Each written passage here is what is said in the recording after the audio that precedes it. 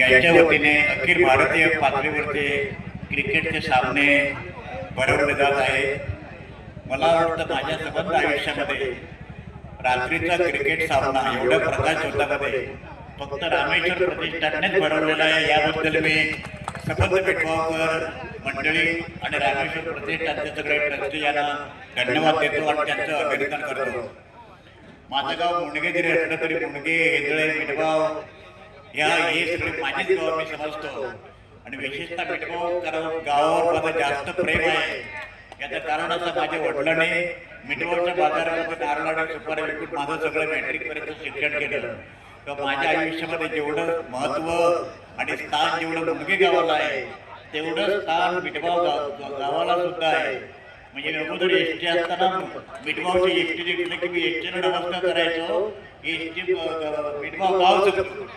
तर क्रिकेटच्या सामन्यामध्ये ज्या सगळ्या टीम्सनी भारतातल्या वेगवेगळ्या मला माझे मित्र नेरेने सांगितलं की ह्याच्यामध्ये लोकल टीम्स नाही आहेत, बाहेरनं टीम्स आलेल्या आहेत। मुंबईची पण टीम आहे, कलकत्त्याच्या आहे, कोल्हापूरच्या आहे, अशा सगळ्या ज्या टीम्स आहेत या सगळ्या टीमचं मी अभिनंदन करतो।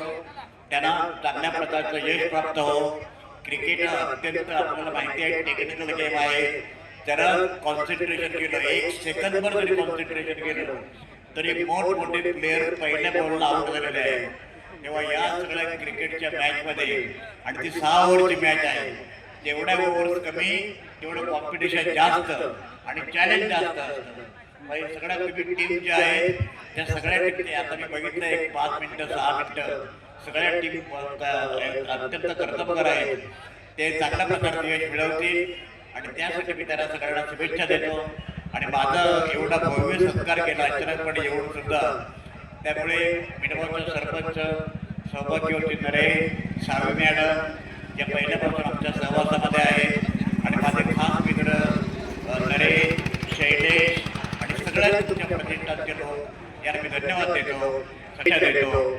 जय हिंद, जय महाराष्ट्र।